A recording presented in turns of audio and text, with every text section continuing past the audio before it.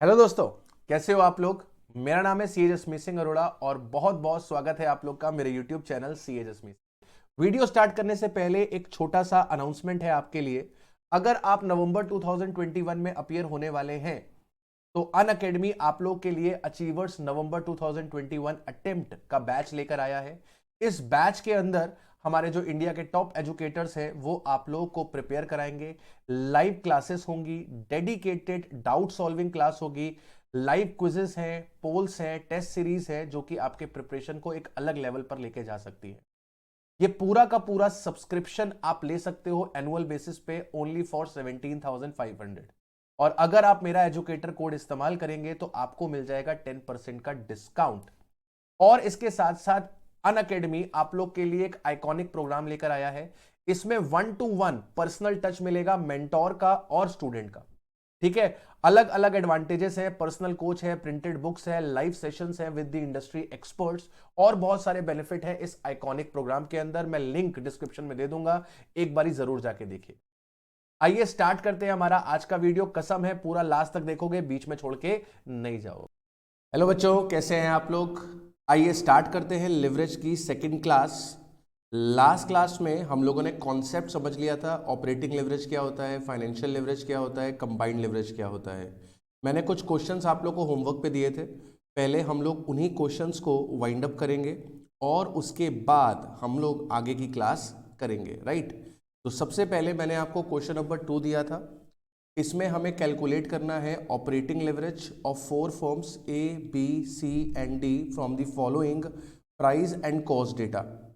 हमारे पास selling price दिया हुआ है, वेरिएबल कॉस्ट दिया हुआ है, फिक्स कॉस्ट दिया हुआ है, चारों कंसर्न्स का what calculations can you draw with respect to the level of fix cost and the degree of operating leverage. Assume number of units sold is 5000। तो चारों कंसर्न्स ने 5,000 यूनिट्स बेची हैं। हमारे पास सेलिंग प्राइस भी अवेलेबल है, हमारे पास वेरिएबल कॉस्ट भी अवेलेबल है, हमारे पास फिक्स कॉस्ट भी अवेलेबल है और हमें निकालना है ऑपरेटिंग लिवरेज, राइट। आइए स्टार्ट करते हैं आज की क्लास। स्टार्ट करते हैं आज की क्लास को और बात करते हैं क्वेश्चन नंबर 2 की। बात करते हैं क्वेश्चन नंबर 2 की। क्वेश्चन नंबर 2, पर्टिकुलर्स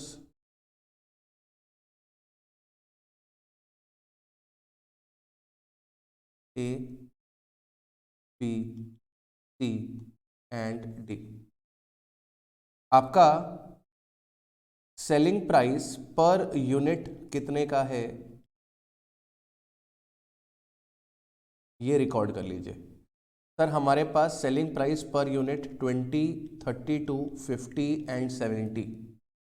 तो 20, 32, 50 एंड 70। और आपके पास वेरिएबल कॉस्ट पर यूनिट कितनी है। वेरिएबल कॉस्ट पर यूनिट है 6, 16, 20 एंड 15। 6, 16, 20 एंड 50। 6, 16, 20 एंड 50। तो आप ज़रा ये बताइए कंट्रीब्यूशन पर यूनिट कितना हो जाएगा। कंट्रीब्यूशन पर यूनिट कितना हो जाएगा। तो सर इसको मैं बोल देता हूँ 1 - 2। ये 1 है और ये 2 है। 1 - 2 कंट्रीब्यूशन पर यूनिट आ जाएगा। तो ये आपके पास 14 आ गया, ये आपके पास 16 आ गया, ये 30 आ गया और इधर आपके पास 20 आ गया। कंट्रीब्यूशन पर यूनिट आपके पास आ चुका है। अब आपको पता है कि आपकी यूनिट्स सोल्ड कितनी है। यूनिट्स सोल्ड आपके पास 5000 यूनिट्स हैं। तो सब जगह पर आपने 5000 यूनिट्स सोल्ड करी हैं, राइट। ये आपके पास क्या आ गया, ये आ गया आपके पास यूनिट्स सोल्ड। यहाँ पर आप लिख दो कि ये डेटा आपका रुपीस में है, राइट। अब आपको टोटल कंट्रीब्यूशन फाइंड करना है। तो टोटल कंट्रीब्यूशन कैसे निकल आएगा। टोटल कंट्रीब्यूशन आपके पास निकल आएगा जब आप कंट्रीब्यूशन पर यूनिट का मल्टीप्लाई यूनिट्स सोल्ड से करा देंगे। तो 5000 का मल्टीप्लाई अगर आप 14 से कराएंगे तो आपके पास ए के पास कंट्रीब्यूशन 70,000 का आ जाएगा। 5000 इंटू 16 करेंगे, आपके पास बी के पास 80,000 का कंट्रीब्यूशन आ जाएगा, इधर आपके पास 1,50,000 का कंट्रीब्यूशन आ जाएगा, और इधर आपके पास 1,00,000 रुपए का कंट्रीब्यूशन आ जाएगा। अब आपको क्या करना है सर, अब आपको फिक्स्ड कॉस्ट माइनस कर देनी है, आपको फिक्स कॉस्ट माइनस कर देनी है। फिक्स कॉस्ट गिवन है 60,000, 40,000, 1,00,000 और निल। तो सर 60,000 रुपये की फिक्स कॉस्ट इधर है, 40,000 रुपये की फिक्स कॉस्ट इधर है, 1,00,000 रुपये की फिक्स कॉस्ट इधर है, और इधर एक भी रुपये की फिक्स कॉस्ट नहीं है।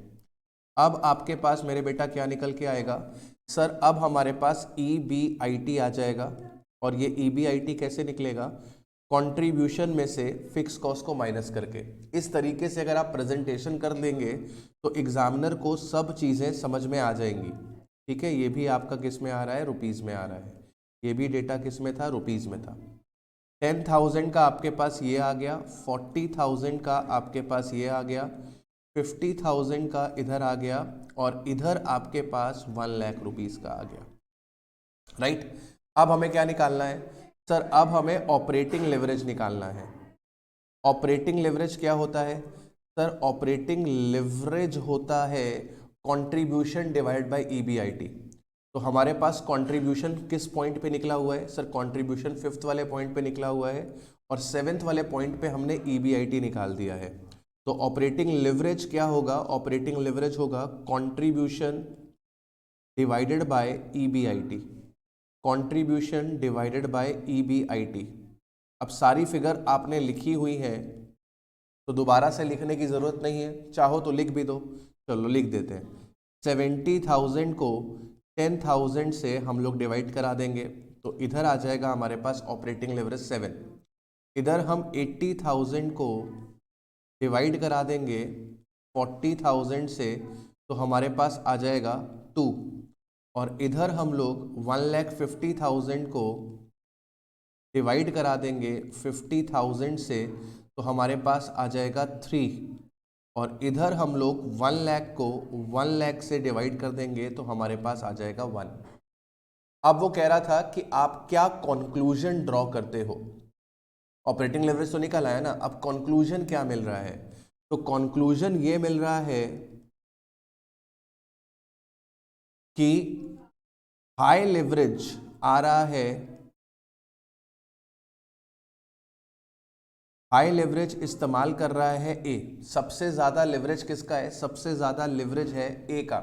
ए अपनी फिक्स कॉस्ट का ज्यादा इस्तेमाल कर पाएगा अपने प्रॉफिट्स को बढ़ाने के लिए। आप ये कह सकते हो कि सबसे ज्यादा रिस्क जो है वो ए ले रहा है।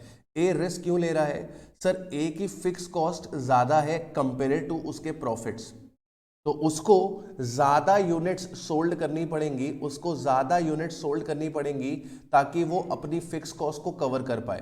बात समझा, तो इसका सेलिंग प्राइस 20 का है, वेरिएबल कॉस्ट 6 का है, कंट्रीब्यूशन 14 का है, तो 14 रुपए के कंट्रीब्यूशन के लिए इसको ज्यादा यूनिट्स बेचनी पड़ेंगी, तब जाके इसकी फिक्स कॉस्ट कवर होगी, और इसको ज्यादा बेनिफिट भी मिलेगा क्योंकि इसके पास लेवरेज क्या है, हाई है।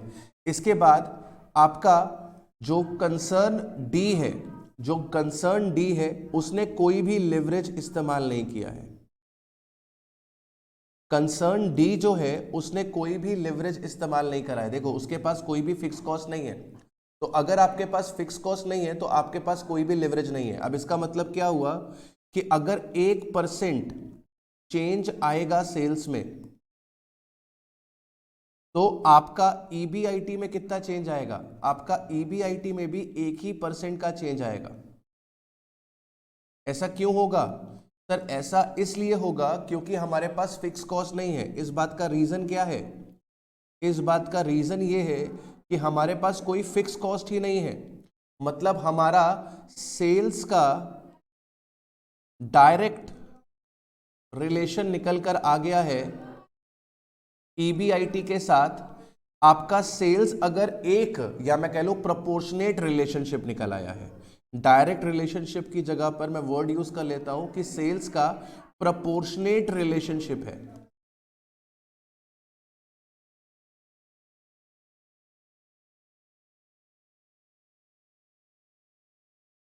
प्रोपोर्शनेट रिलेशनशिप है ईबीआईटी के साथ। अगर आपका सेल 1% से चेंज होगा तो आपका ईबीआईटी भी 1% से चेंज होगा। रीजन, हमारे पास कोई भी फिक्स कॉस्ट नहीं है। यहां पर क्या हो रहा है सर, यहां पर अगर आप सेल चेंज करोगे 1% से, यहां पर अगर आप सेल चेंज करोगे 1% से तो आपका ईबीआईटी चेंज हो जाएगा कितने परसेंट से सर, आपका ईबीआईटी चेंज हो जाएगा 7% से। तो सबसे ज्यादा लिवरेज जो इस्तेमाल कर रहा है वो है ए, फिर उसके बाद सी, फिर उसके बाद बी, ठीक है ना।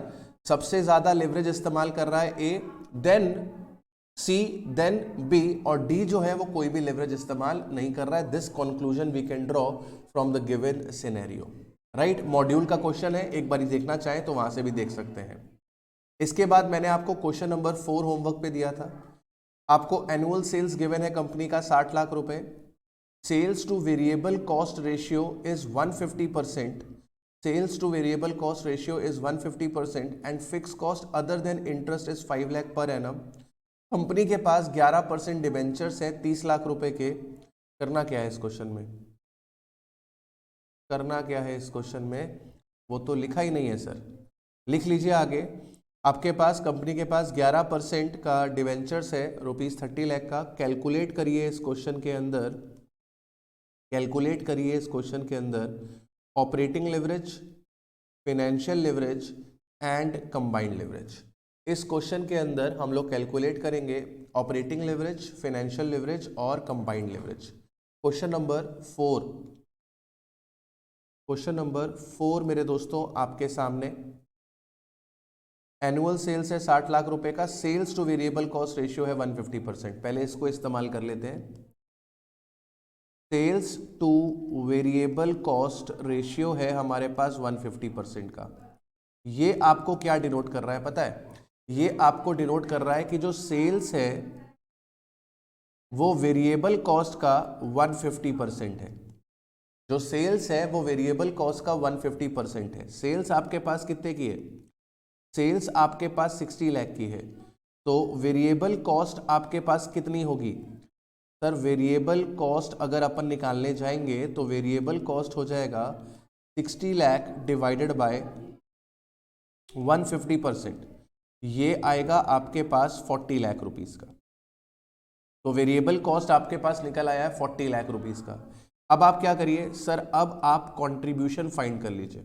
कंट्रीब्यूशन कैसे निकलेगा सर, सेल्स में से वेरिएबल कॉस्ट अगर माइनस कर देंगे तो कंट्रीब्यूशन आ जाएगा। सेल्स है आपके पास 60 लाख रुपीस का, वेरिएबल कॉस्ट आपने फाइंड कर लिया है 40 लाख रुपीस का, तो आपके पास कंट्रीब्यूशन निकल कर आ जाएगा 20 लाख रुपए का। कंट्रीब्यूशन आ गया। अब आप ईबीआईटी फाइंड कर लीजिए।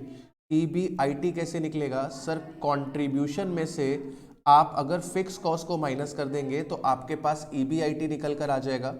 कंट्रीब्यूशन आपको कितना दिया हुआ है बेटा सर, कंट्रीब्यूशन दिया नहीं था, हमने फाइंड किया है 20 लाख का। क्वेश्चन पे फिक्स कॉस्ट सर हमको गिवन थी 5 लाख रुपए की। ईबीआईटी हमारे पास बेटा निकल कर आ गई है 15 लाख रुपीस की, तो 15 लाख का आपके पास ईबीआईटी निकल के आ गया है। अब आप ईबीटी फाइंड कर लीजिए। ईबीटी कैसे निकलेगा सर, ईबीआईटी में से इंटरेस्ट को माइनस करना पड़ेगा। ईबीआईटी आपने फाइंड कर ली है 15 लाख रुपीस की, इंटरेस्ट कितने रुपए का आएगा सर, 30 लाख रुपीस के डिबेंचर से 11% का इंटरेस्ट देते हैं, तो इंटरेस्ट कॉस्ट आपके पास आ जाएगी 3.30 लाख की। इंटरेस्ट कॉस्ट आपके पास आ जाएगी 3.30 लाख की। तो 15 लाख में से 3.30 लाख चले जाएंगे तो आपके पास बचेगा 11.70 लाख। 11.70 लाख ये कैसे आया है, मैं यहाँ पे स्टार लगा के सॉल्व कर देता हूँ। इंटरेस्ट कैसे आया है सर, 11% का इंटरेस्ट दिया है आपने 30 लाख रुपीस पे। दैट मीन्स कि 3,30,000 रुपए का आपके पास इंटरेस्ट आया है। तो अब आपके पास कंट्रीब्यूशन भी अवेलेबल है, ईबीआईटी भी अवेलेबल है, ईबीटी भी अवेलेबल है। तो ऑपरेटिंग लेवरेज का फॉर्मूला अपन डाल देते हैं। ऑपरेटिंग लेवरेज का फॉर्मूला हो गया sir contribution divided by EBIT. Contribution है आपके पास 20 लाख का, ईबीआईटी है आपके पास 15 लाख का। 20 को डिवाइड करा दीजिए 15 से, आपके पास लिवरेज आ जाएगा मेरे बेटा 1.33 टाइम्स का। इसी तरीके से अगर आप फाइनेंशियल लेवरेज का फॉर्मूला पुट करें तो फाइनेंशियल लेवरेज का फॉर्मूला था EBIT divided by EBT। EBIT आपके पास आ रही है 15 लाख की और ये आ रहा है आपके पास 11.70 लाख का। तो 15 लाख को आप डिवाइड करा दीजिए 11.70 लाख से, तो आपके पास 1.28 टाइम्स का फाइनेंशियल लेवरेज आ जाएगा। कंबाइंड लेवरेज कैसे निकलेगा सर? ऑपरेटिंग लेवरेज का मल्टीप्लाई फाइनेंशियल लेवरेज से करा दीजिए। ऑपरेटिंग लेवरेज आ रहा है 1.33 टाइम्स मल्टीप्लाइड बाय 1.28 टाइम्स, ये आ जाएगा सर 1.71 टाइम्स अप्रोक्सीमेटली। राइट, बिल्कुल आसान था, फॉर्मूला बेस्ड चैप्टर है, इतना कोई टेंशन वाली बात नहीं आएगी आपको। तो question number 4 was easy, question number 4 was easy. Let's jump on to question number 5 and I think we have done with question number 5। Okay, we have done with question number 5 first. Question number 4 and question number 5 is same. Yeah, question number 4 and question number 5 is same. So you can avoid this question. 2 bar print हो गया है। आइए question number 6 पे चलते हैं। Question number 6 पे चलते हैं और क्वेश्चन नंबर 6 को आप इंपॉर्टेंट मार्क कर सकते हैं। क्वेश्चन नंबर 6 को आप इंपॉर्टेंट मार्क कर सकते हैं प्रैक्टिस पर्पस के लिए। फर्म की डिटेल गिवन है, आपके पास सेल्स गिवन है 24 लाख रुपए का, 100 रुपए पर यूनिट के बेसिस पे। वेरिएबल कॉस्ट है 50% की, फिक्स कॉस्ट है 10 लाख की। It has borrowed ₹10 lakh at 10% per annum and its equity share capital is ₹10 lakh. Consider 50% tax rate, calculate operating leverage, financial leverage, combined leverage, return और investment. If the sales increase by 6 lakh what will be the new EBIT। ठीक है, तो start करने से पहले I think हम इसमें एक वर्किंग नोट बना लेते हैं और उस वर्किंग नोट को हम नाम दे देते हैं इनकम स्टेटमेंट, ताकि हमारे पास सब चीज़ें हमको अवेलेबल हो जाए तो बेहतर रहेगा क्वेश्चन को सॉल्व करने में। ठीक है, तो सबसे पहले आप क्या करिए सर, सबसे पहले आप सेल्स रिकॉर्ड कर लीजिए। सेल्स आपको 24 लाख रुपीस का गिवन है, फिर आप इसमें से वेरिएबल कॉस्ट माइनस कर दीजिए, ये आपको 50% गिवन है। तो ये 50% आप किसका निकालोगे सर? ये 50% हम सेल्स का निकालेंगे। 24 लाख में से 12 लाख चला गया, आपके पास मेरे बेटा 12 लाख रुपए का क्या निकल कर आ जाएगा सर? हमारे पास 12 लाख रुपए का कंट्रीब्यूशन निकल कर आ जाएगा। कंट्रीब्यूशन में से मेरे बच्चे फिक्स कॉस्ट माइनस कर लीजिए। फिक्स कॉस्ट आपको 10 लाख रुपीस की गिवन है, तो 10 लाख रुपए की आपने फिक्स कॉस्ट माइनस कर दी, आपके पास EBIT निकल कर आ जाएगा मेरे बच्चे 2 लाख रुपए का। और EBIT में से आप इंटरेस्ट माइनस करवा दो बेटा। इंटरेस्ट के लिए क्या बोल रहा है? तुम्हारे पास 10 लाख रुपए की डेप्ट है, 10% का इंटरेस्ट दे रहे हो, तो 10 लाख रुपए पे 10% का इंटरेस्ट अगर आप निकालोगे तो 1 लाख रुपए आ जाएगा। यानी कि आपके पास अर्निंग्स बिफोर टैक्स 1 लाख रुपए की निकल आएगी, और इस 1 लाख में से आप माइनस कर दोगे मेरे बच्चे tax rate at the rate of 50%। 50,000 रुपए का आपका टैक्स चला जाएगा, if I am not wrong 50% is the tax rate. 1 lakh में से 50,000 गया, आपके पास अर्निंग्स फॉर इक्विटी निकल कर आ जाएगी 50,000 रुपए की। राइट, अब आपके क्वेश्चन की डिमांड क्या है सर? हमारे क्वेश्चन की डिमांड है कि हमें ऑपरेटिंग लेवरेज निकालना है। ऑपरेटिंग लेवरेज कैसे निकलता है सर? कंट्रीब्यूशन को EBIT से डिवाइड करा दीजिए, यानी कि आपके पास 12 लाख को अपन 2 लाख से डिवाइड करा देंगे, दैट इज आपके पास ऑपरेटिंग लेवरेज 6 टाइम्स निकल कर आ जाएगा। सर फिर क्वेश्चन की डिमांड थी कि हमें फाइनेंशियल लेवरेज निकालना है। फाइनेंशियल लेवरेज कैसे निकलता है सर? EBIT को आप EBT से डिवाइड कर देते हो। ये EBT कौन सी EBT है सर? ये EBT earnings before tax for equity है। अच्छी बात इस क्वेश्चन में ये है कि प्रेफरेंस का डिविडेंड नहीं दिया हुआ है, तो जो ईबीटी आ रही है आप उसे ही एक्सेप्ट कर सकते हो, जो ईबीटी आ रही है आप उसे ही एक्सेप्ट कर सकते हो, राइट। तो अब आपके पास 2 टाइम्स का क्या निकल कर आ गया, financial leverage. Now combined leverage हमें फाइंड करना है। कंबाइंड लिवरेज कैसे निकलेगा, operating leverage multiplied by financial leverage, that is 6 times multiplied by 2 times, 6 times multiplied by 2 times which is 12 times. ठीक है, अब आपसे पूछा गया है रिटर्न ऑन इन्वेस्टमेंट, और मैंने आपको समझा दिया था ये रिटर्न ऑन इन्वेस्टमेंट का मतलब क्या है, रिटर्न ऑन इक्विटी। और रिटर्न ऑन इक्विटी आप कैसे निकालेंगे, अर्निंग्स फॉर इक्विटी को आप शेयर होल्डर फंड से डिवाइड करके 100 से मल्टीप्लाई करा देंगे। शेयर होल्डर फंड से मेरा मतलब क्या है सर, शेयर होल्डर फंड से मेरा मतलब है, शेयर होल्डर फंड से मेरा मतलब है share capital plus reserves and surplus.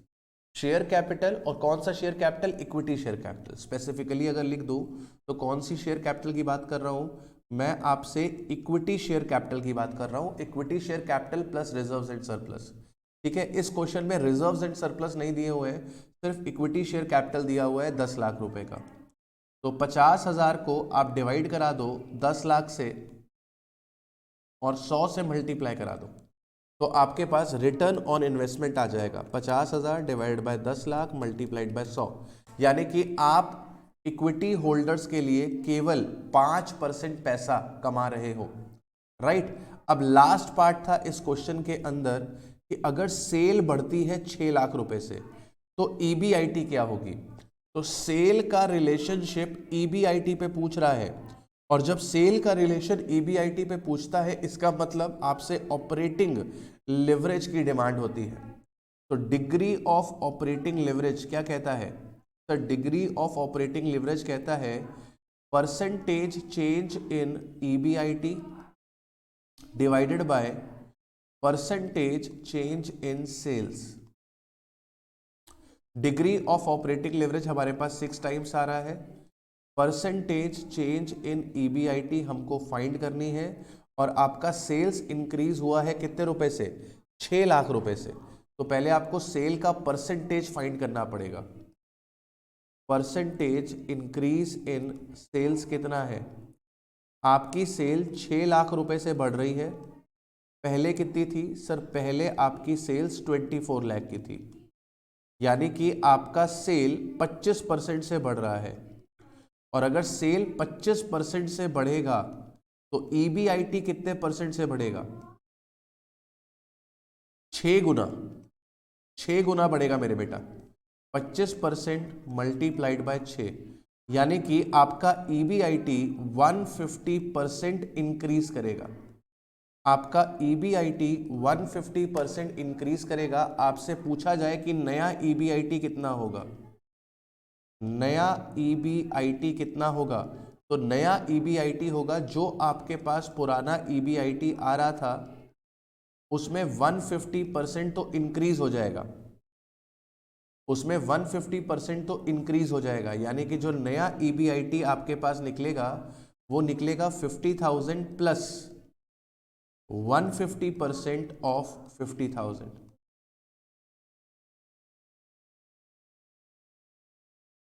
यानी कि आपके पास नया ईबीआईटी 1,25,000 रुपए का निकल कर आ जाएगा। जो नया ईबीआईटी आएगा 1,25,000 रुपए का निकल के आ जाएगा। प्रूव कर देते हैं इस बात को। This is not for exam, exam के लिए आपको ये काम नहीं करना है, ठीक है, सिर्फ प्रूव कर रहा हूं। अगर आपका सेल 6 लाख रुपए से बढ़ जाएगा तो 24 लाख में, ये मैंने ईबीआईटी गलत ले लिया ना, ईबीआईटी 2 लाख रुपए आ रहा था, ईबीआईटी 2 लाख रुपए आ रहा था, मैंने गलती से अर्निंग्स फॉर इक्विटी ले लिया। तो सर आप 2 लाख में प्लस कर देंगे 150% ऑफ 2 लाख, यानी कि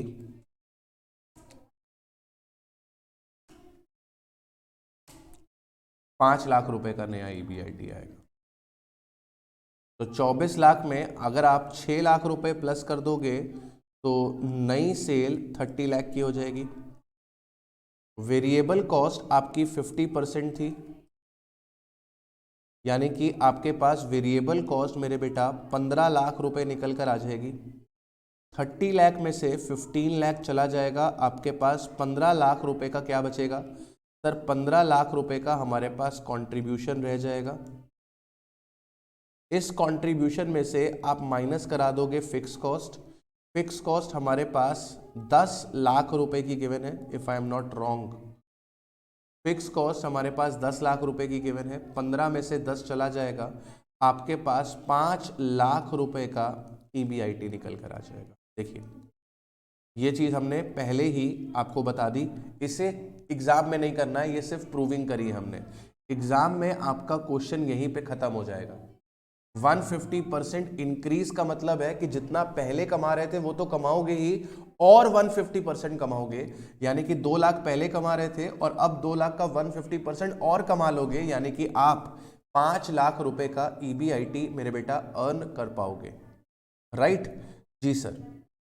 चलिए मूव ऑन करते हैं क्वेश्चन नंबर 7 की तरफ। क्वेश्चन नंबर 7 की तरफ, इसे भी आप इंपॉर्टेंट मार्क कर सकते हैं।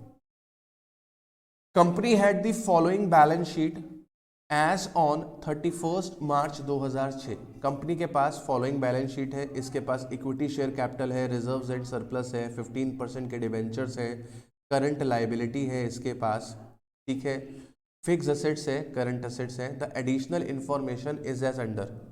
Fix cost per annum excluding interest is ₹8 crore. Variable cost given है हमें 65%। Total asset turnover ratio is 2.5 times.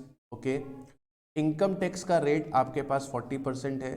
हमें EPS निकालना है, ऑपरेटिंग लेवरेज निकालना है, फाइनेंशियल लेवरेज निकालना है, कंबाइंड लेवरेज निकालना है। ठीक है सर, हो जाएगा, कोई दिक्कत नहीं है। इस क्वेश्चन में आपको सेल्स नहीं गिवन है, लेकिन टोटल असेट टर्नओवर रेशियो दिया हुआ है। तो इस क्वेश्चन में आप टोटल असेट टर्नओवर रेशियो का इस्तेमाल करेंगे। Total assets turnover ratio, total asset turnover ratio का फॉर्मूला क्या होगा? Sir total asset turnover ratio का फॉर्मूला होगा sales divided by total assets. Sales divided by total assets.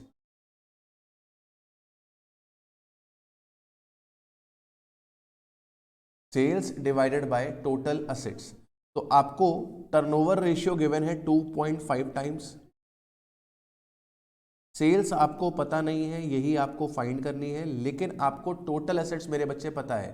आपके पास टोटल असेट्स कितने रुपए की है? 40 करोड़ की आपके पास टोटल असेट्स है। तो अगर आपके पास 40 करोड़ की टोटल असेट्स है तो आपकी सेल्स कितनी हो जाएगी सर? 40 करोड़ को आप मल्टीप्लाई 2.5 से करा दोगे, आपके पास 100 करोड़ रुपए का सेल निकल कर आ जाएगा। राइट, सेल आपके पास 100 करोड़ रुपए का निकल कर आ गया है। अब सबसे पहला काम करते हैं, EPS फाइंड कर लेते हैं। EPS कैसे फाइंड होगा सर? EPS फाइंड करने के लिए हमें स्टेटमेंट प्रिपेयर करनी पड़ेगी। सेल्स हमारे पास 100 करोड़ रुपए की है। सेल्स हमारे पास 100 करोड़ रुपए की है। इसमें से वेरिएबल कॉस्ट माइनस कर देते हैं। वेरिएबल कॉस्ट आपको 65% गिवन थी। दैट मीन्स कि आपका 65 करोड़ का आपके पास वेरिएबल कॉस्ट आ जाएगा। 35 करोड़ की आपके पास कंट्रीब्यूशन निकल कर आ जाएगी। कंट्रीब्यूशन में से आप फिक्स कॉस्ट माइनस करेंगे। फिक्स कॉस्ट आपको 8 करोड़ रुपीस का गिवन है, तो सर 35 में से 8 करोड़ चला गया, 27 करोड़ का आपके पास EBIT आ गया। EBIT में से आप इंटरेस्ट माइनस करेंगे, आपके पास 15% डिवेंचर है 20 करोड़ के, तो 15% ऑफ 20 करोड़ अगर आप करोगे तो आपके पास 3 करोड़ का इंटरेस्ट कॉस्ट निकल कर आ जाएगा, विच मीन्स आपके पास EBT मेरे बेटा 24 करोड़ की निकल कर आ जाएगी। 24 करोड़ की आपके पास ईबीटी आ जाएगी। ईबीटी में से आप टैक्स माइनस कर देंगे, टैक्स का रेट आपको 40% का गिवन है, तो 24 करोड़ का 40% अगर आप निकालेंगे तो 9.60 करोड़ आ जाएगा। इसको आप सॉल्व करेंगे, 14.40 करोड़ की आपके पास अर्निंग्स फॉर इक्विटी आ जाएगी, और अर्निंग्स फॉर इक्विटी को आप नंबर ऑफ शेयर्स से सर डिवाइड करा दीजिए। नंबर ऑफ शेयर्स आपके पास 10 करोड़ शेयर है, हर शेयर की कीमत 10 रुपए की है, यानी कि 1 करोड़ आपके पास, 1 करोड़ आपके पास क्या है सर, 1 करोड़ आपके पास शेयर्स है, यानी कि आपका जो ईपीएस निकल कर आएगा वो 14.40 पर शेयर का अर्निंग्स निकल कर आ जाएगा, राइट। आपके पास 14.40 पर शेयर का ईपीएस निकल कर आ जाएगा। क्लियर जी सर, अर्निंग्स पर शेयर आ गई आपके पास 14.40 पर शेयर की। अब आप दूसरा काम कर लीजिए, आपसे ऑपरेटिंग लेवरेज पूछा गया है। ऑपरेटिंग लेवरेज क्या होगा सर, कंट्रीब्यूशन को ईबीआईटी से डिवाइड करा देंगे। कंट्रीब्यूशन कितना आ रहा है सर, कंट्रीब्यूशन आ रहा है 35 करोड़ का, ईबीआईटी आ रहा है 27 करोड़ का। 35 को 27 से सर डिवाइड करा देंगे, 1.30 टाइम्स आपके पास ऑपरेटिंग लेवरेज निकल कर आ जाएगा। तीसरी चीज आपसे जो पूछी गई है वो है फाइनेंशियल लेवरेज। फाइनेंशियल लेवरेज के लिए ईबीआईटी को ईबीटी से डिवाइड करवाया जाएगा। ईबीआईटी है आपके पास 27 की और ईबीटी है आपके पास 24 की, तो 27 डिवाइड बाय 24 करेंगे तो आपके पास 1.125 टाइम्स का फाइनेंशियल लेवरेज निकल कर आ जाएगा। और आप बात करेंगे कंबाइंड लेवरेज की, तो कंबाइंड लेवरेज हो जाएगा OL multiplied by FL। OL कितना है सर, OL है 1.30 टाइम्स और FL है 1.125 टाइम्स, तो मल्टीप्लाइड बाय 1.30, टोटल हो जाएगा 1.4625 टाइम्स, राइट। हाई इजी था, इजी जी सर, बिल्कुल इजी था। आइए आगे बढ़ते हैं और क्वेश्चन नंबर 8 देखते हैं। क्वेश्चन नंबर 8 देखते हैं। The following details of RST for the year 31 March 2006 are given as below. हमें ऑपरेटिंग लेवरेज दिया हुआ है, फाइनेंशियल लेवरेज दिया, सॉरी ऑपरेटिंग लेवरेज दिया हुआ है, कंबाइंड लेवरेज दिया हुआ है, फिक्स कॉस्ट दी हुई है एक्सक्लूडिंग लेवरेज, ठीक है 2.04 लाख की, सेल्स गिवन है हमारे पास 30 लाख की, 12% के डिबेंचर्स गिवन है, इक्विटी शेयर कैपिटल गिवन है, इनकम टैक्स का रेट गिवन है। हमसे कह रहा है कि पीवी रेशियो फाइंड करके बताओ और ईपीएस फाइंड करके बताओ। इसके बाद कह रहा है कि अगर कंपनी बिलोंग करती है ऐसी इंडस्ट्री को जिसका असेट टर्नओवर रेशियो 1.5 टाइम्स है, इट हैव हाई और लो असेट लिवरेज, ठीक है सर, फाइंड करते हैं अभी इसको भी। और क्या कह रहा है आपसे सर, और कह रहा है at what level of sales of the EBT, at what level of the sales the EBT of the company will be equals to 0, ठीक है। तो पहले तो फाइनेंशियल लिवरेज निकाल लेते हैं, जबकि आसान है। क्वेश्चन नंबर 8 से स्टार्ट करते हैं और क्वेश्चन नंबर 8 में हम लोग सबसे पहले हम लोग फाइनेंशियल लिवरेज फाइंड कर लेते हैं। आपको पता है कि कंबाइंड लिवरेज क्या होता है। कंबाइंड लिवरेज जो होता है वो होता है operating leverage multiplied by financial leverage. तो आपका फाइनेंशियल लिवरेज क्या हो जाएगा सर, फाइनेंशियल लिवरेज हो जाएगा combined leverage divided by operating leverage. आपको कंबाइंड लिवरेज 2.8 टाइम्स दिया हुआ है और आपको ऑपरेटिंग लिवरेज 1.40 दिया हुआ है, विच मीन्स कि आपका फाइनेंशियल लिवरेज जो है वो 2 गुना है। फाइनेंशियल लिवरेज जो है वो आपका 2 गुना है। अब अगले स्टेप में आपको पीवी रेशियो फाइंड करना है और आपको अर्निंग्स पर शेयर फाइंड करनी है। पीवी रेशियो का फॉर्मूला क्या होता है सर, पीवी रेशियो का फॉर्मूला होता है आपका contribution divided by sales multiplied by 100। अब इस क्वेश्चन में हमें कंट्रीब्यूशन नहीं गिवन है, इस क्वेश्चन में हमें कंट्रीब्यूशन नहीं गिवन है, सेल्स गिवन है लेकिन वेरिएबल कॉस्ट नहीं गिवन है। कंट्रीब्यूशन कैसे निकलता है सर? कंट्रीब्यूशन निकलता है या तो सेल्स में से वेरिएबल कॉस्ट माइनस कर दीजिए या फिर फिक्स कॉस्ट में ईबीआईटी को प्लस कर दीजिए। इन दोनों तरीकों में से किसी एक तरीके से आप कंट्रीब्यूशन फाइंड कर सकते हैं। देखिए ये स्टेटमेंट होती है ना, तो सेल्स में से वेरिएबल कॉस्ट को माइनस करोगे तो कंट्रीब्यूशन आ जाएगा, या फिर ईबीआईटी में फिक्स कॉस्ट को प्लस करोगे तो भी आपके पास कंट्रीब्यूशन आ जाएगा। लेकिन आपके पास ना तो क्वेश्चन में वेरिएबल कॉस्ट गिवन है और ना तो क्वेश्चन में आपके पास ईबीआईटी गिवन है, फिक्स कॉस्ट तो गिवन है। तो अब क्या किया जाए सर? अब थोड़ा सा दिमाग लगाना पड़ेगा। दिमाग कैसे लगेगा सर? ऑपरेटिंग लेवरेज का फॉर्मूला क्या होता है? ऑपरेटिंग लेवरेज का फॉर्मूला होता है कंट्रीब्यूशन डिवाइडेड बाय ईबीआईटी। ठीक है, अब इसी चीज को मैं क्या लिख सकता हूं सर? ऑपरेटिंग लेवरेज जो है वो contribution divided bye contribution minus fix cost हो सकता है। बोलिए ईबीआईटी क्या है? ईबीआईटी है कंट्रीब्यूशन माइनस फिक्स कॉस्ट। मुझे फिक्स कॉस्ट पता है, मुझे ऑपरेटिंग लेवरेज पता है। ऑपरेटिंग लेवरेज है मेरे पास 1.40, कंट्रीब्यूशन मेरे को नहीं पता, मुझे फाइंड करना है। लेकिन मुझे फिक्स कॉस्ट पता है। फिक्स कॉस्ट कितने रुपए की है? फिक्स कॉस्ट है 2.04 लाख की। सॉल्व कर लेते हैं इस इक्वेशन को। 1.40 multiplied by contribution minus 2.04 lakh is equals to contribution. तो 2.04 इंटू 1.4 ये हो जाएगा 2.856। तो 1.40 contribution minus 2.856 lakh is equals to contribution. 1.40 contribution minus contribution is equals to 2.856 lakh. 0.40 contribution is equals to 2.856 lakh. Contribution is equals to 2.856 lakh divided by 0.40. ये आपके पास contribution मेरे बेटा निकल कर आ जाएगा 7.14 लाख। कंट्रीब्यूशन आपके पास निकल कर आ गया है 7.14 lakh. Now you have contribution 7.14 lakh. इसको मैं वर्किंग नोट बोल दूं, तो कंट्रीब्यूशन आपके पास आ रहा है 7.14 लाख। कहां से लेकर आए हो? बगल में लिख देना, वर्किंग नोट से लेकर आए हो।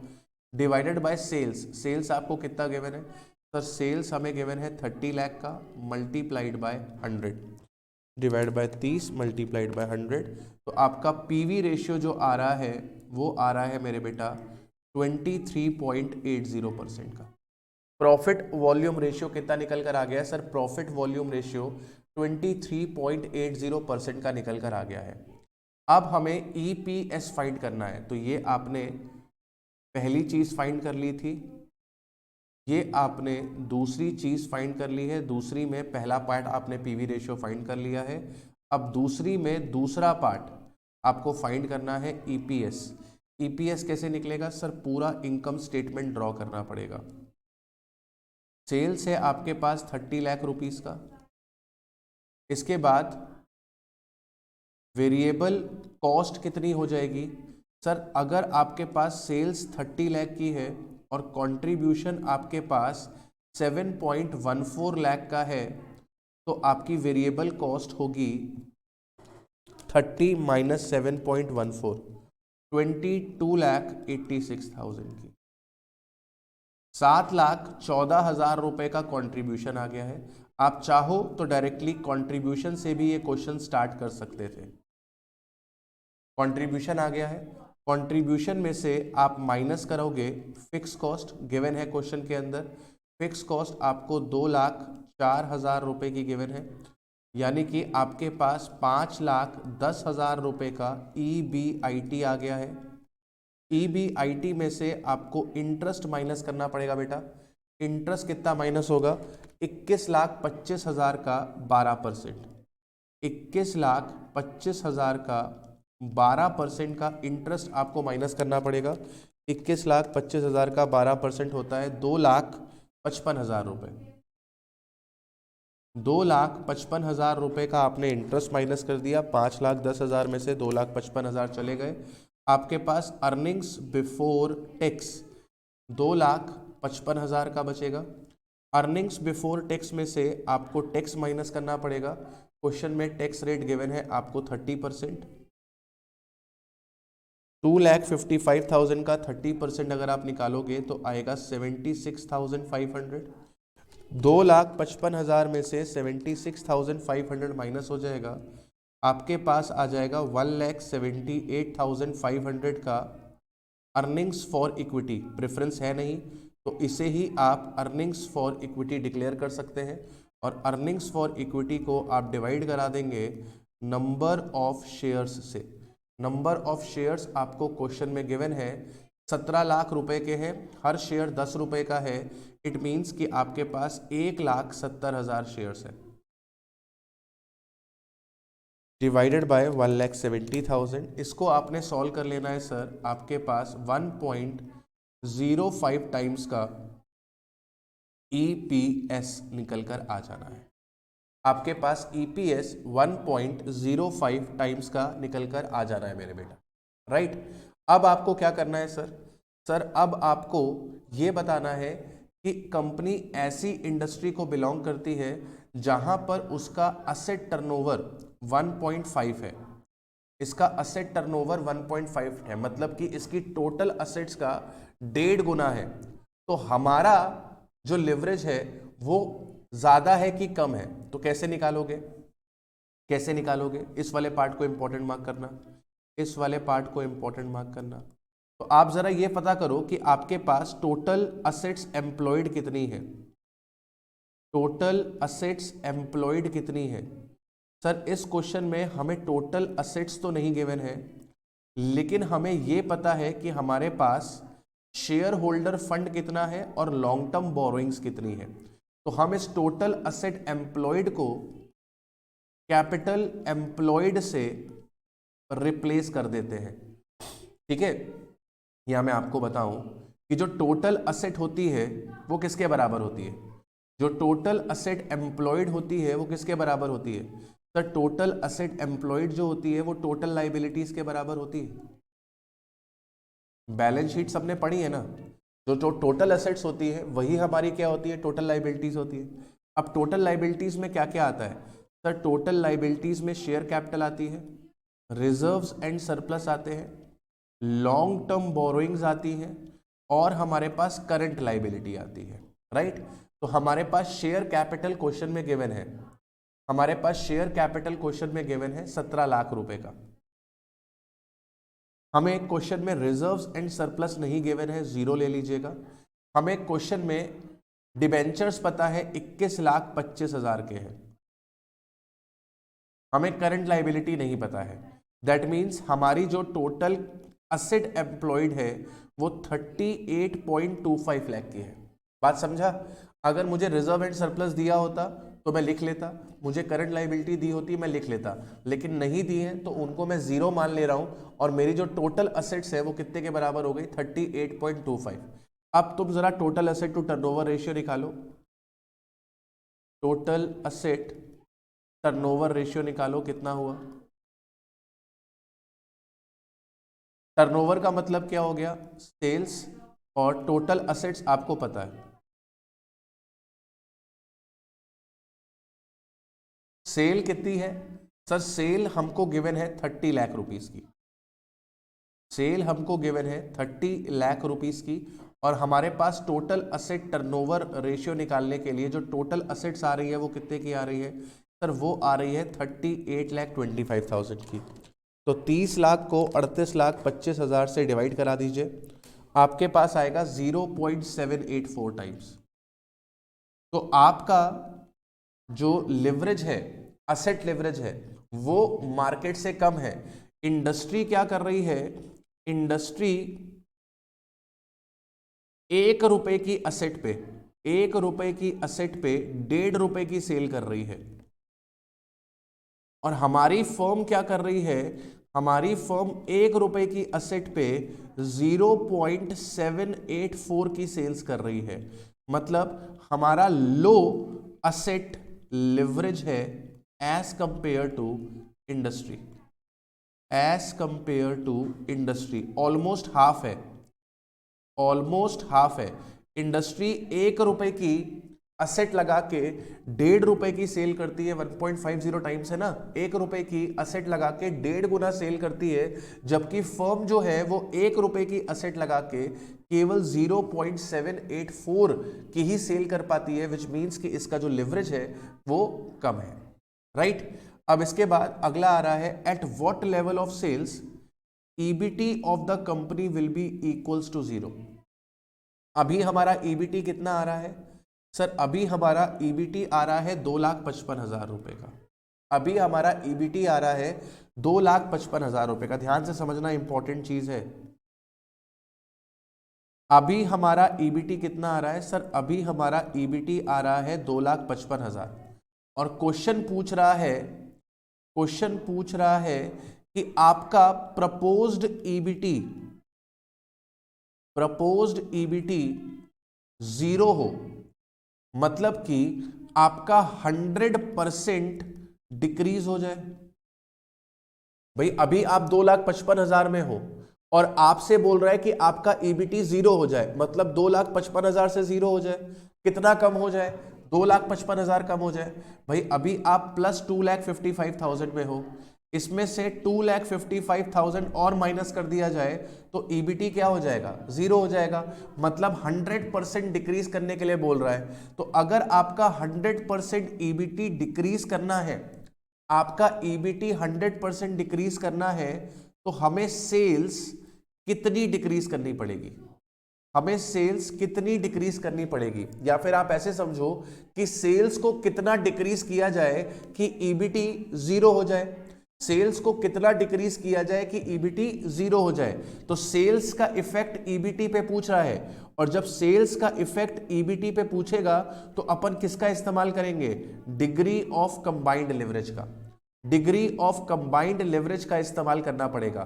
तो सबसे पहले तो आप ये पता करो कि हमारा कंबाइंड लिवरेज है कितना, हमारा कंबाइंड लिवरेज है कितना। सर कंबाइंड लिवरेज का फॉर्मूला होता है आपका contribution divided by EBT, contribution divided by EBT. तो कंट्रीब्यूशन है 7,14,000, ईबीटी है 2,55,000, 7,14,000 divide by 2,55,000।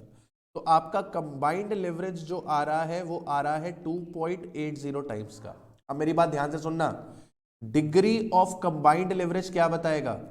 Degree of combined leverage बताएगा percentage change in EBT, percentage change in EBT divided by percentage change in sales, right.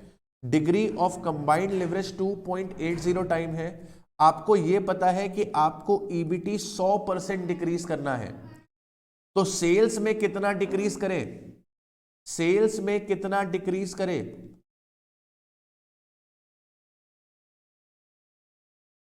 तो percentage change in sales जो होगी वो होगी 100% divided by 2.80, और 100 को अगर आप 2.80 से डिवाइड कर दोगे तो आएगा 35.71%। यानी कि अगर आपकी सेल्स 35.71% से कम हो जाएगी तो आपका ईबीटी 0 हो जाएगा। ध्यान से समझना, क्वेश्चन ने पूछा है कि ईबीटी 0 हो जाए, ऐसा करने के लिए हमें सेल्स कितनी कम करनी पड़ेगी।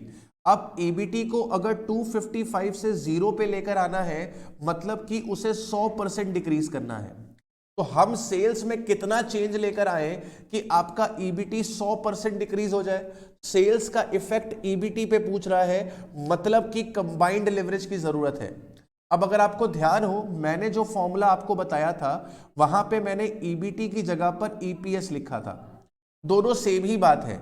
ये ईपीएस किसके लिए है? सर ये ईपीएस शेयर होल्डर के लिए है, और ये जो ईबीटी है वो भी किसके लिए है? शेयर होल्डर के लिए ही है। तो फॉर्मूले को हमने थोड़ा सा मॉडिफाई कर दिया, हमने ईपीएस लिखने की जगह पर ईबीटी लिख लिया, लेकिन फर्क नहीं पड़ता क्योंकि दोनों ही शेयर होल्डर की क्या करते हैं? बात करते हैं। बात समझा मेरा? क्लियर हुआ फंडा यहां पर आपको? उम्मीद करता हूं क्लियर हुआ होगा। आइए बच्चों, क्वेश्चन नंबर 9 करते हैं। बिल्कुल ही हलवा क्वेश्चन है। The following data relates to RT limited. इसका ईबीआईटी गिवन है आपको 10 लाख रुपए का, फिक्स कॉस्ट गिवन है 20 लाख रुपए का, ईबीटी गिवन है आपके पास 8 लाख रुपए का। You are required to calculate the combined leverage. बताओ, मजाक कर रहा है आपके साथ? तो कंबाइंड लेवरेज क्या होगा सर? कंबाइंड लेवरेज का फॉर्मूला होता है आपका, कंबाइंड लेवरेज का फॉर्मूला होता है आपका contribution divided by EBT. Contribution divided by EBT. Contribution आप कैसे निकालोगे सर? कंट्रीब्यूशन अपन निकालेंगे, हमारे पास जो ईबीआईटी गिवन है, चलो मैं यहाँ पे सॉल्व करा देता हूँ इसको साफ साफ। Question number 9, question number 9, combined leverage का फॉर्मूला हो जाएगा sir contribution divided by EBT, right? तो आपको कंट्रीब्यूशन फाइंड करना पड़ेगा। कंट्रीब्यूशन कैसे निकलेगा सर? कंट्रीब्यूशन निकलेगा, हम लोग ईबीआईटी में जो फिक्स कॉस्ट गिवन है उसे प्लस कर देंगे। ईबीआईटी आपको गिवन है 10 लाख की, फिक्स कॉस्ट आपको गिवन है 20 लाख रुपीस की, 10 लाख प्लस 20 लाख, तो टोटल कंट्रीब्यूशन मेरे बेटा आपके पास कितने का हो जाएगा? 30 लाख रुपीस का हो जाएगा। अब इसको यहाँ पर पुट कर दीजिए, 30 लैक्स डिवाइडेड बाय ईबीटी आपको गिवन है 8 लाख रुपीस का। 30 लाख को मेरे बेटा 8 लाख से डिवाइड कर देंगे तो हमारे पास कंबाइंड लिवरेज 3.75 लाख रुपीस का निकल कर आ जाएगा। बिल्कुल आसान क्वेश्चन था बच्चों वाला। क्वेश्चन नंबर 10 पर आते हैं। ये भी बिल्कुल हलवा क्वेश्चन है। क्वेश्चन नंबर 10 पर आते हैं। बिल्कुल हलवा क्वेश्चन है। A company operates at a production level of 1000 units. तो हमारे पास करंट जो प्रोडक्शन लेवल चल रहा है वो चल रहा है 1000 यूनिट का। हमारा जो करंट लेवल चल रहा है वो चल रहा है आपका 1000 यूनिट्स का, राइट? इसके बाद आपसे बोल रहा है कि आपका कंट्रीब्यूशन पर यूनिट 60 रुपए का है। आपका कंट्रीब्यूशन पर यूनिट 60 रुपीज़ का है। इसके बाद वो बोल रहा है कि आपके पास ऑपरेटिंग लेवरेज 6 रुपए का है, कंबाइंड लेवरेज आपके पास 24 रुपए का है। ओके, ऑपरेटिंग लेवरेज जो है वो 6 टाइम्स है और आपके पास कंबाइंड लेवरेज जो गिवन है वो 24 टाइम्स गिवन है, राइट? अगर टैक्स रेट 30% है तो what would be it's earnings after tax? इसकी अर्निंग्स आफ्टर टैक्स क्या होंगी? ठीक है, अच्छा अब जरा मेरी बात ध्यान से सुनो। अर्निंग्स आफ्टर टैक्स कैसे निकलती है? अर्निंग्स आफ्टर टैक्स निकलती हैं जब आप ईबीटी में से टैक्स माइनस कर देते हो तो आपके पास अर्निंग्स आफ्टर टैक्स आ जाती है। टैक्स रेट आपको 30% गिवन है। अगर आपको ईबीटी मिल जाए तो आप अर्निंग्स आफ्टर टैक्स फाइंड कर लोगे, राइट? अब देखो आपको क्वेश्चन में गिवन क्या क्या है। आपको कंट्रीब्यूशन गिवन है 1000 यूनिट्स पे आप 60,000 रुपए का कंट्रीब्यूशन अर्न कर रहे हैं, तो कंट्रीब्यूशन आपको पता है, कंबाइंड लिवरेज आपको पता है, तो आप ईबीटी फाइंड कर लेंगे। कंबाइंड लिवरेज का फॉर्मूला इस्तेमाल करिए और ईबीटी फाइंड कर लीजिए। कंट्रीब्यूशन को ईबीटी से डिवाइड कर देते हैं तो हमारे पास कंबाइंड लिवरेज आता है। कंबाइंड लिवरेज आ रहा है आपके पास 24, कंट्रीब्यूशन है आपके पास 60,000 का, तो आपके पास ईबीटी कितना होगा? ईबीटी आपके पास कितना होगा, राइट? तो सर ईबीटी होगा हमारे पास 60,000 डिवाइडेड बाय 24, 60,000 डिवाइडेड बाय 24। तो हमारे पास ईबीटी मेरे बेटा निकल कर आ जाएगा केवल और केवल 2500 रुपए। ईबीटी निकल आया है आपके पास। अर्निंग्स आफ्टर टैक्स कैसे निकलेगा सर? अर्निंग्स आफ्टर टैक्स निकलेगा ईबीटी माइनस टैक्स। ईबीटी आ रहा है 2500 और टैक्स है आपका 2500 का 30%। इसको आप सॉल्व कर लेंगे तो आपके पास निकल कर आ जाएगा 2500 minus 750 which is nothing but 1750 rupees. तो अर्निंग्स आफ्टर टैक्स मेरे बेटा आपके पास निकल कर आ गया है 1750। बिल्कुल ही हलवा क्वेश्चन था, कुछ नहीं करने का था इस वाले क्वेश्चन में। आइए क्वेश्चन नंबर 11 करते हैं। इसमें फाइंड करना है हमें ऑपरेटिंग लेवरेज, फाइनेंशियल लेवरेज और combined leverage. Of the following firm and interpret करने हैं उनके रिजल्ट्स को, राइट। ठीक है सर, करते हैं इनके रिजल्ट्स को इंटरप्रेटेट। आउटपुट दिया हुआ है, फिक्स कॉस्ट दी हुई है, वेरिएबल कॉस्ट पर यूनिट दिया हुआ है, आपका सेलिंग प्राइस दिया हुआ है, इंटरेस्ट का खर्चा दिया हुआ है। अब आपको सबसे पहले तो इनकम स्टेटमेंट प्रिपेयर कर लेना है। सबसे पहला काम इस क्वेश्चन के अंदर आप इनकम स्टेटमेंट प्रिपेयर कर लेंगे। आपके पास तीन कंसर्न्स हैं, पी है, क्यू है, आर है। आपके पास कितनी यूनिट्स बेची गई हैं इसकी खबर है, 2.5 लाख, 1,25,000 और 7,50,000, राइट। अब आपको सेलिंग प्राइस पर यूनिट दिया हुआ है, आपको सेलिंग प्राइस पर यूनिट दिया हुआ है। सेलिंग प्राइस पर यूनिट है 7.5, 7 और 10, 7.5, 7 और 10। आपको वेरिएबल कॉस्ट पर यूनिट दिया हुआ है, वेरिएबल कॉस्ट दी हुई है आपको 5, 2 और 7.5, 5, 2 और 7.5। तो आपके पास कंट्रीब्यूशन पर यूनिट निकल आएगा, आपके पास कंट्रीब्यूशन पर यूनिट निकल आएगा। सर कंट्रीब्यूशन पर यूनिट हो जाएगा 2.5 रुपये का, 5 रुपये का, 2.5 रुपये का। इसको बोल दो ए, इसको बोल दो बी, तो आपके पास टोटल कंट्रीब्यूशन निकल आएगा। टोटल कंट्रीब्यूशन हो जाएगा ए मल्टीप्लाइड बाय बी। तो सर 2,50,000 को 2.5 से मल्टीप्लाई करोगे आप तो 6,25,000 रुपीज़ आ जाएगा। 1,25,000 को 5 से मल्टीप्लाई करोगे सर तो इधर भी आपके पास 6,25,000 रुपये ही आ जाएगा। और इधर आप 7.5 लाख को अगर 2.5 से डिवाइड करोगे, मल्टीप्लाई करोगे तो आपके पास 18,75,000 रुपीज़ का कंट्रीब्यूशन निकल कर आ जाएगा। 18,75,000। अब इस टोटल कंट्रीब्यूशन में से आपको फिक्स कॉस्ट माइनस करनी पड़ेगी, 5, 1.5 और 10। यहाँ पर 5 लाख रुपए की फिक्स कॉस्ट है, यहाँ पर 1,50,000 रुपए की फिक्स कॉस्ट है और यहाँ पर आपके पास 10 लाख रुपए की फिक्स कॉस्ट है। ये आपने माइनस कर दिया, आपके पास रिजल्ट आ गया 1,25,000 रुपए का EBIT। 6,25,000 में से 1,50,000 चला गया, 4,75,000 रुपए का EBIT।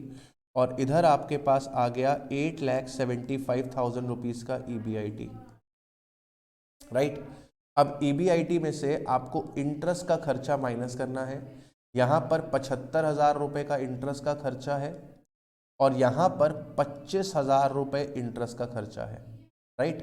तो इधर आपके पास 50,000 रुपये का अर्निंग्स बिफोर टैक्स आ जाएगा।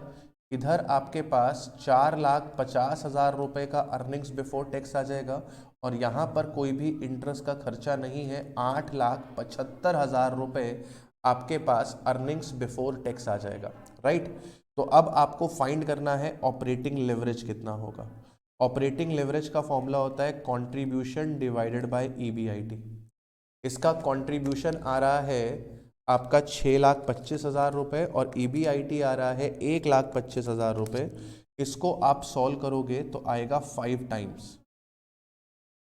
5 टाइम्स का आ रहा है। इधर अगर आप सॉल्व करोगे तो 6,25,000 को डिवाइड किया जाएगा 4,75,000 से, इधर आएगा आपके पास 1.31 टाइम्स का।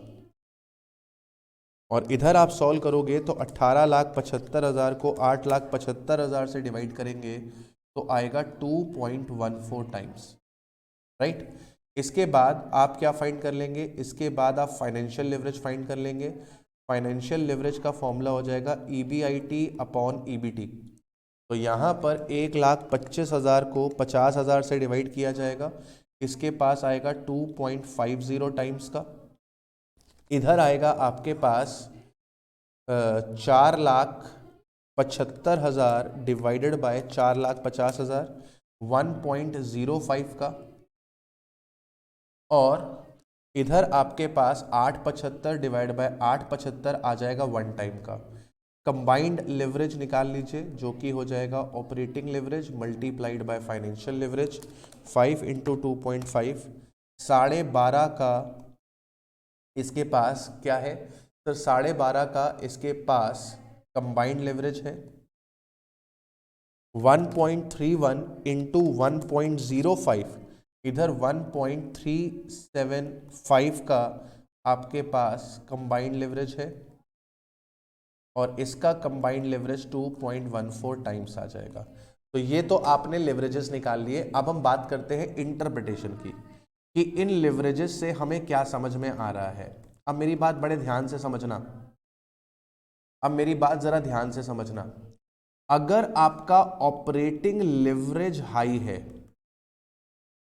अगर आपका ऑपरेटिंग लेवरेज हाई है, इसका मतलब कि आपका बिजनेस का रिस्क भी हाई है। और अगर आपका बिजनेस रिस्क हाई है, तो ऐसे सिनेरियो में आपको फाइनेंशियल रिस्क यानी कि आपका जो फाइनेंशियल लिवरेज होता है उसे आपको लो रखना चाहिए। अगर आपका ऑपरेटिंग लिवरेज लो है, इसका मतलब आपका बिजनेस का रिस्क लो है। बिजनेस रिस्क मतलब कि आप प्रॉफिट अर्न कर पाओगे कि नहीं, ये लो है। और अगर आपका बिजनेस रिस्क लो है ना, तो आपका फाइनेंशियल रिस्क हाई होना चाहिए। आपका फाइनेंशियल रिस्क हाई होना चाहिए, राइट? मतलब आप ज्यादा फाइनेंशियल लेवरेज इस्तेमाल करेंगे। बिजनेस रिस्क का मतलब कि आप प्रॉफिट अर्न कर पाओगे कि नहीं। अगर आपके पास ज्यादा फिक्स कॉस्ट है और कंट्रीब्यूशन कम है, तो प्रॉफिट आएगा नहीं आएगा इसके ऊपर खतरा बरकरार रहेगा। बात समझा? लेकिन अगर आपके पास कंट्रीब्यूशन ज्यादा है और आपके पास फिक्स कॉस्ट कम है, इसका मतलब आपका बिजनेस रिस्क कम है। बात समझा? क्लियर हुआ? यहां पर अगर आप ध्यान से देखें तो जो हमारी कंसर्न पी है, हमारी जो कंसर्न पी है, पहले मैं अगर पी की बात करूं तो पी का बिजनेस रिस्क हाई है। इसका बिजनेस रिस्क हाई है मतलब कि इसका ऑपरेटिंग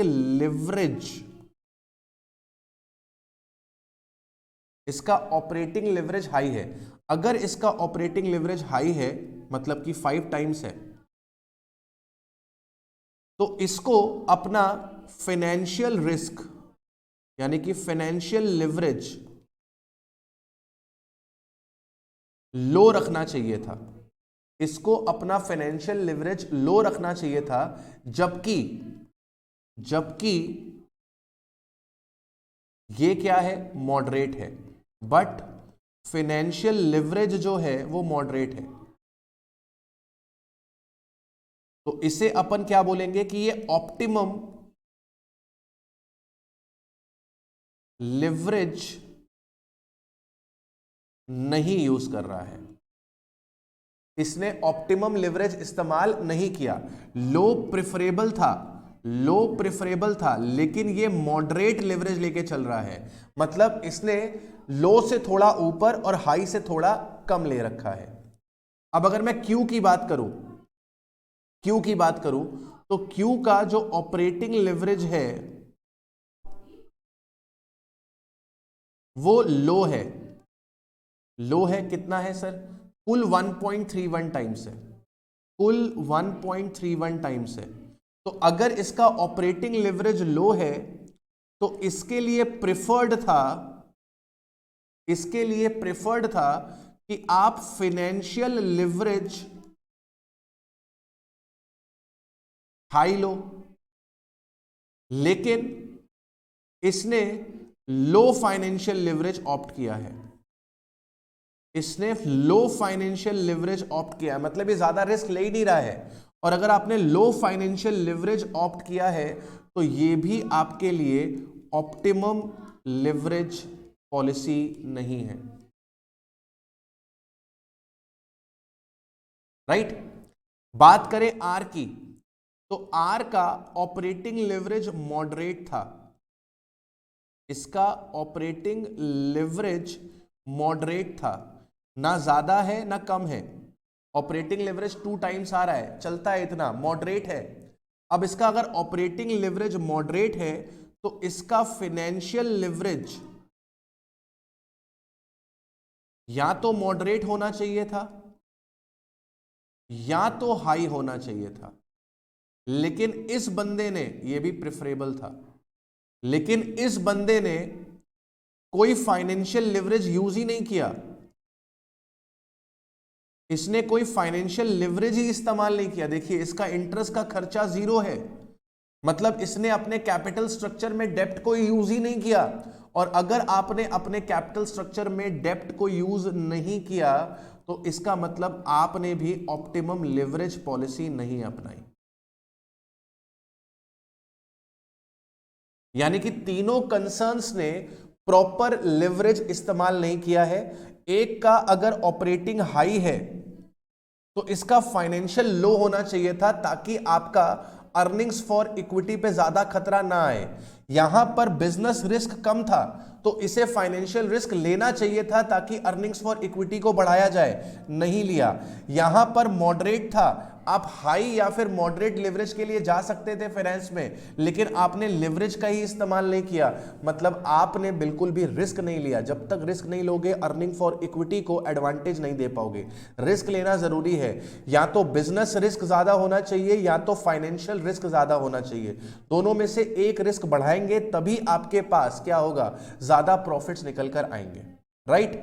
चलिए आज के लिए हम लोग इतना ही रखेंगे और इसके आगे की जो बातें हैं वो हम लोग नेक्स्ट टर्न पे करेंगे।